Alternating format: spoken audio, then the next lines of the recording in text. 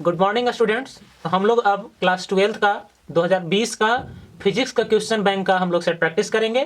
तो आप लोग इसे जरूर देखिएगा अंत तक, बहुत मजा आएगा। और साथ में मैं हर एक प्रश्न का आंसर के साथ एक्सप्लेनेशन भी करूंगा।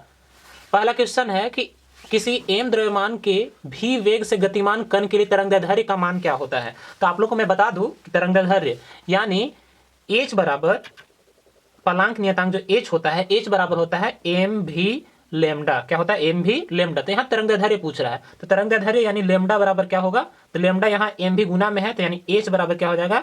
एम बटा भी। तो पहला का आंसर क्या हुआ? B, option number B. दूसरा नंबर क्वेश्चन है किलोवाट घंटा किसका मात्रक है। तो हम लोग सबको पता है कि जो हम लोग का बिजली बिल आता है वो किलोवाट घंटा में ही आता है। और बिजली बिल जो रहता है किस रूप में रहता है? विद्युत ऊर्जा के रूप में रहता है। तो विद्युत ऊर्जा किसका का मात्रक क्या है? किलोवाट घंटा। चलिए आगे देखिए, कैथोड किरणें कैसी काम करती है। तो कैथोड किरणें कैसी काम करती है? तो कैथोड किरणें पे क्या रहता है? ऋणावेश रहता है। क्या होता है? ऋणावेश। तो इलेक्ट्रॉन पे ऋणावेश होता है, न्यूट्रॉन पे ऋणावेश होता है, प्रोटॉन पे होता है या फोटोन पे होता है। तो इलेक्ट्रॉन पे क्या होता है? ऋणावेश। तो कैथोड किरणें कैसी होती है? इलेक्ट्रॉन की तरह होती है। अगला प्रश्न है एलआर परिपथ की प्रतिबाधा होती है। एलआर परिपथ की प्रतिबाधा क्या होती है? तो root under R square plus L square omega L square. अगला प्रश्न है पलांक नियतांक। पलांक नियतांक की बीमा क्या होती है? तो M L two T inverse 1। इसको याद कर लीजिएगा आप लोग। पलांक नियतांक की पलांक स्थिरांक का बीमा क्या होता है? तो M L square T inverse 1। अगला प्रश्न है कि निम्नलिखित में से किस राशि का मात्रक वोल्ट प्रति मीटर होता है। तो वोल्ट प्रति मीटर किसका होता है? तो हम लोग पढ़े हैं कि वोल्ट प्रति मीटर किसका होता है? तो विद्युत क्षेत्र का। किसका होता है? वोल्ट प्रति मीटर किसका होता है? विद्युत क्षेत्र का। विद्युत क्षेत्र का, क्योंकि हम लोग को पता है कि विद्युत क्षेत्र यानी E बराबर क्या होता है? 1/4 pi epsilon not into Q1 Q2 बटा आर स्क्वायर होता है। और अगर हम विभव की बात करें तो 1/4 pi epsilon not into Q1 Q2 बटा आर होता है। यहाँ देखिए आर का मतलब है दूरी, दोनों आवेशों के बीच की दूरी। तो एक में क्या है? मीटर ज्यादा है, तो जैसे ही एक और मीटर लगाएंगे तो क्या हो जाएगा? मीटर स्क्वायर हो जाएगा। अर्थात वोल्ट प्रति मीटर किसका मान होता है? तो विद्युत क्षेत्र का मान होता है। इसका मान कितना क्या हुआ? विद्युत क्षेत्र हुआ। अगला लॉरेंज बल के लिए कौन सा व्यंजक सही है? तो लॉरेंज बल बराबर F बराबर क्या होता है? Q इंटू ई प्लस भी इन क्रॉस बी। ठीक है। अगला प्रश्न है आठवां प्रश्न। आठवां प्रश्न क्या दिया हुआ है? 25 का द्विधारी होता है। तो 25 का द्विधारी हम लोग अभी तुरंत निकालेंगे। 25 का द्विधारी निकालने के लिए हम क्या करते हैं? 2 से भागा देते हैं और यहाँ लिखते हैं नीचे शेषफल। 2 से भागा देंगे 12 बार में कटेगा, एक शेषफल आएगा। फिर 2 से विभाजित करेंगे, अगला बार 6 बार में कटेगा, शेषफल 0 आएगा। फिर 2 से भागा देंगे, अगला बार 3 आएगा, फिर शेषफल 0 आएगा। फिर 2 से विभाजित करेंगे तो अगला बार क्या आएगा? 1 आएगा और फिर शेषफल क्या आएगा? 1 आएगा। और जो इतना बचता है इसको उल्टा लिख देते हैं। क्या लिख देते हैं? उल्टा। तो क्या क्या है? 1 1 0 0 1 और इसको कोष्ट में नीचे 2 लिख देते हैं। देखते हैं ऑप्शन में कौन सा है। तो ऑप्शन नंबर 1। ऑप्शन नंबर 1 में क्या? सॉरी, ऑप्शन नंबर 1 नहीं, ऑप्शन नंबर 1 नहीं, ऑप्शन नंबर सी में है। ऑप्शन नंबर सी है। अगला एमीटर का प्रतिरोध होता है। तो एमीटर का प्रतिरोध क्या होता है? बहुत कम होता है। एमीटर का प्रतिरोध क्या होता है? बहुत कम, क्योंकि एमीटर का प्रयोग किसके लिए किया जाता है? विद्युत धारा को मापने के लिए।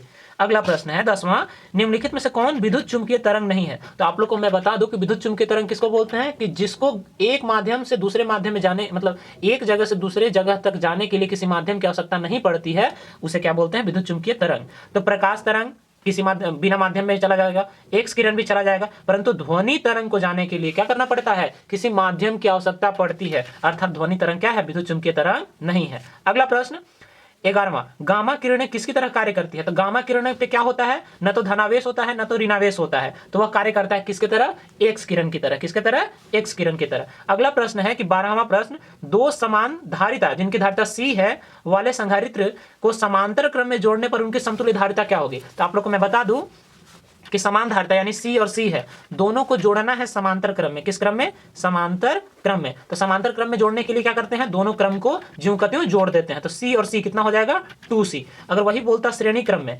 श्रेणी क्रम में, तो श्रेणी क्रम में क्या करना पड़ता है? 1C प्लस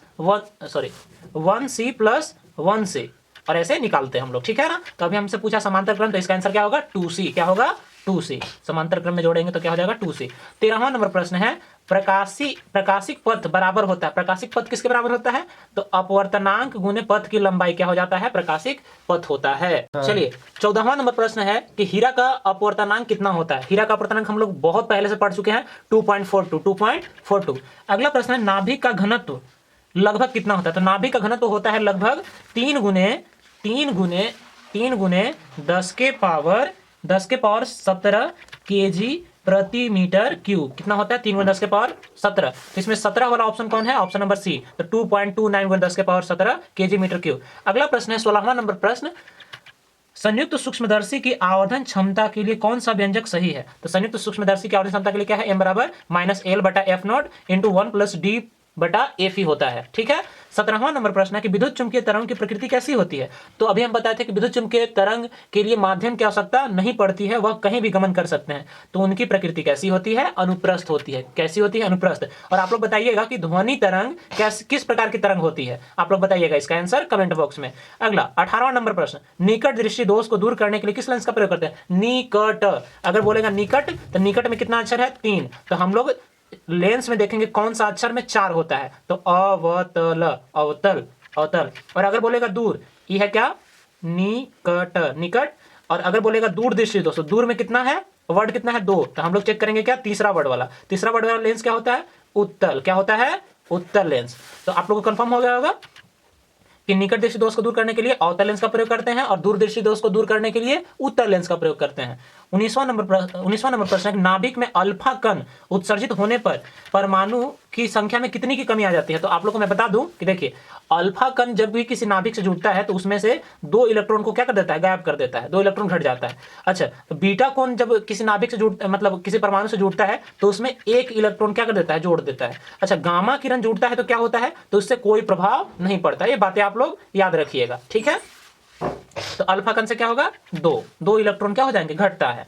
अच्छा, निम्नलिखित नाभिकों में से सबसे कम अस्थायी कौन है? मैंने सबसे ज्यादा अस्थायी कौन सा है? तो आप लोगों को पता होगा हीलियम क्या है? सबसे कम अस्थायी तत्व है, यानी हीलियम। अगला 20 सेंटीमीटर फोकस दूरी वाले उत्तल लेंस की क्षमता क्या होती है? तो आप लोगों को मैं बता दूं कि उत्तल लेंस का जो फोकस दूरी होता है वो क्या होता है? धनात्मक। तो जब फोकस दूरी धनात्मक होगा तो उसका पावर क्या होगा? पावर क्या होगा? आप लोग बताइएगा। पावर बराबर होता है 1/f। तो जब f धनात्मक तो p भी क्या हो जाएगा? धनात्मक। तो जब सेंटीमीटर में लेते हैं तो 1 को क्या कर देते हैं? मीटर कर देते हैं 100, और कितना दिया है? 20। तो कट क्या है? कितना? 5d। इसका आंसर क्या हो गया? 5d। आप लोग को दिख रहा होगा 5। अगला 22वां नंबर प्रश्न है, हाइड्रोजन स्पेक्ट्रम में कौन सी श्रेणी दृश्य भाग में पड़ती है? जिसे हम देख सकते हैं, दृश्य भाग में कौन सा श्रेणी पड़ती है? बामर श्रेणी। अगला, तेजी से चलने वाली बीटा किरणें कैसी होती है? तेजी से चलने वाली बीटा किरणें कैसी होती है? अभी हम आपको बताएं कि अल्फा किरण पे धनावेश होता है, बीटा किरण पे ऋणावेश होता है। इसमें बताइए किसमें ऋणावेश होता है? तो इलेक्ट्रॉन में क्या होता है? ऋणावेश। कंफर्म हो रहा होगा आप लोग को। चलिए 24 नंबर क्वेश्चन, आवेश संधारित्र में संग्राहक पट्टिका और संघनक पट्टिका के आवेशों का योग क्या होता है? संग्राहक मतलब लेने वाला, संघनक मतलब निकालने वाला।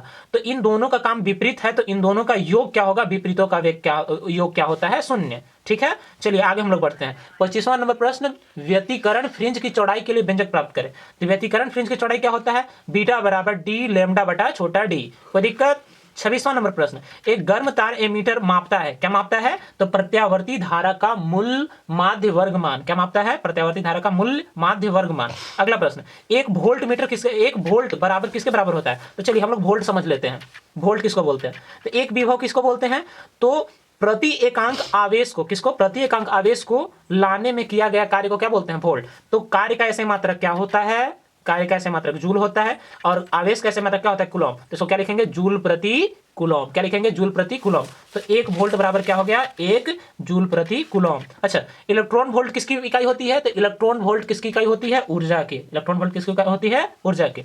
अगला प्रश्न, नमन कोण का मान उत्तरी ध्रुव से विषुवत रेखा की ओर जाने पर क्या होता है? तो आप लोग इसका आंसर खुद दीजिएगा। देखिए मैं एक्सप्लेन करता हूं। उत्तरी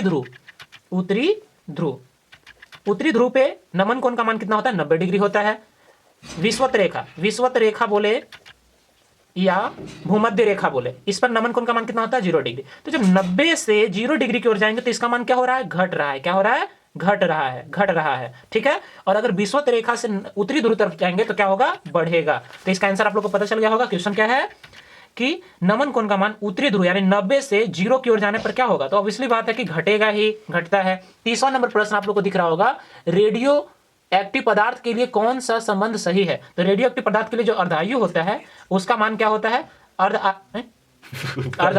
अर्धायु बराबर क्या होता है 0.6931 गुने औसत आयु, क्या होता है, ऑप्शन नंबर डी इसका सही है। अगला प्रश्न, कार्बन प्रतिरोध में कलर कोड में लाल रंग का मान कितना होता है। तो बीबी रॉय आप लोग को पता होगा। अच्छा कौन सा क्वेश्चन, 30वां नंबर, सॉरी 30वां नंबर मिस्टेक से छूट गया।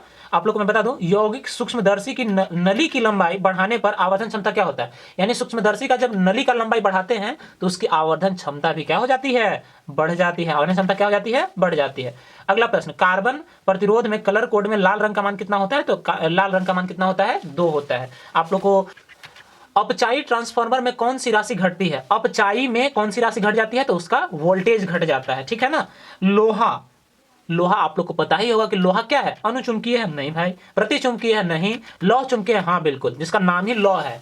लोहा क्या है, लौह चुंबकीय है। अगला प्रश्न है, प्रकाश का वेग महत्तम क्या होता है। तो प्रकाश का वेग महत्तम कहां होता है, निर्वात में। कमेंट बॉक्स में आप लोग सभी बताना न भूलेंगे कि प्रकाश का वेग निर्वात में कितना होता है, कितना मीटर प्रति सेकंड होता है, ठीक है ना। तो इसका आंसर क्या हो गया, निर्वात। अगला प्रश्न है कि यदि डेल्टा किसी जगह का नमन कोण है तो tan डेल्टा का व्यंजक क्या होगा। तो आप लोग बता दें BV बटा BH क्या होता है, tan डेल्टा का मान होता है। एप्सिलॉन नॉट का मात्रक क्या है, तो फैराड प्रति मीटर।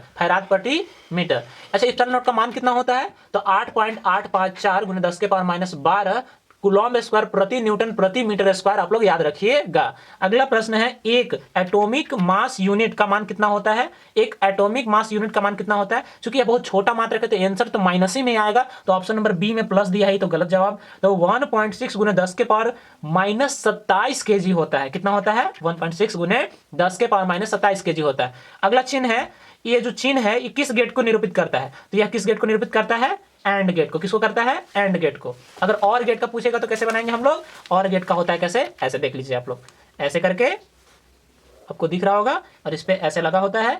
तो ये क्या है, कौन सा गेट है, और गेट है। कौन सा गेट है, और गेट है। और अगर यहाँ बिंदु दिया हुआ है तो ये कौन सा गेट हो जाता है, नॉर गेट हो जाता है। क्लियर है आप लोग को।